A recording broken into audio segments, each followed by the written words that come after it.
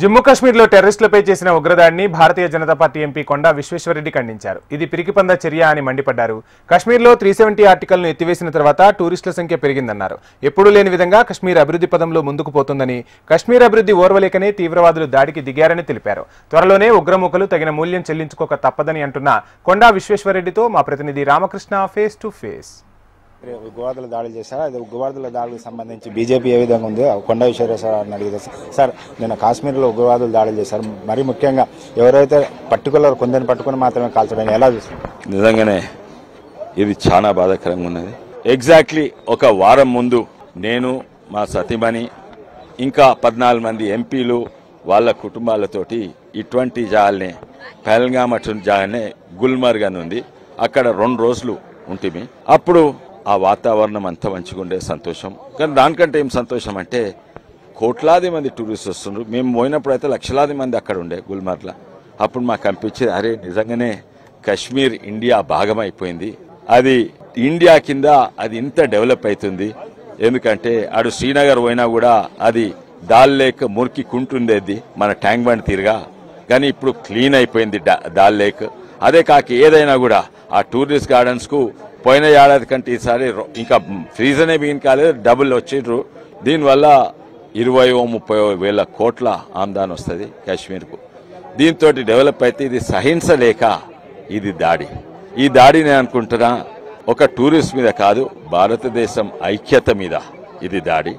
ఇంకోటి ప్రత్యేకంగా Islamist terrorist, ఆ పిరికి సన్నాసులు, పిరికోళ్ళు, వాళ్ళు అనార్మ్డ్ అంటే ఆయుధాలు లేని హిందూ టూరిస్ట్ మీద అటాక్ చేసిండు. ప్రత్యేకంగా ఇస్లామిస్ట్ టెర్రరిస్ట్ హిందూ టూరిస్ట్ మీద అటాక్ చేసిండు. యావత్ ప్రపంచం దీన్ని ఖండిస్తుంది. పుటిన్ నుంచి, ట్రంప్ నుంచి, యుక్రెయిన్ అధ్యక్షుడు, ఇటలీ అధ్యక్షురాలు వీళ్ళందరూ కూడా ఖండిస్తున్నారు. ఇజ్రాయెల్ అధ్యక్షుడు అందరూ కూడా ఖండిస్తున్నారు.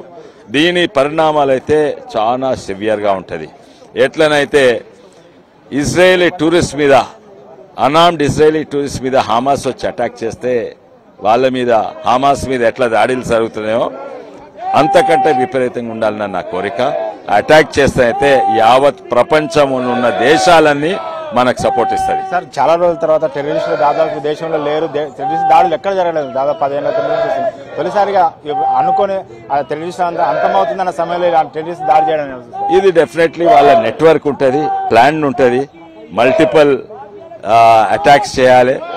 అండ్ ఇక్కడ మీరు వక్త్ మీద అటాక్ చేయి, అక్కడ దాని వెస్ట్ బెంగాల్ అది చెయ్యి, వీళ్ళది కోఆర్డినేటెడ్ అటాక్ ఉంటుంది, ఉత్తగ్ కాదు. డెఫినెట్లీ కోఆర్డినేటెడ్ అటాక్స్ ఉంటాయి. అయినా కూడా నైతికంగానే కాదు, మన బలము మొత్తం ప్రపంచంలో ఉన్న దేశాలన్నీ చూస్తున్నది. ఇస్లామిస్ట్ టెర్రరిస్ట్ వల్ల జర్మనీలో ఏమవుతుంది, ఫ్రాన్స్లో ఏమవుతుంది, ఇటలీలో ఏమవుతుంది, అన్ని దేశాలు, నార్వేలో ఏమవుతుంది, స్వీడన్లో ఏమవుతుంది, అంతటా చూస్తున్నారు. ఇంగ్లాండ్లో ఏమవుతున్నది చూసిండ్రు, ఇంగ్లాండ్లో ఏమవుతుందో, అమెరికాలో ఏమవుతుంది. యావత్ ప్రపంచంలో దేశాలన్నీ కలిసి ఇస్లామిస్ట్ టెర్రరిస్ట్ ఓడగొడుతుంది, ఖతం చేసేస్తుంది. ఇది ఒక ఈవెంట్. దీనివల్ల నేను అనుకుంటా స్టార్ట్ అవుతుంది.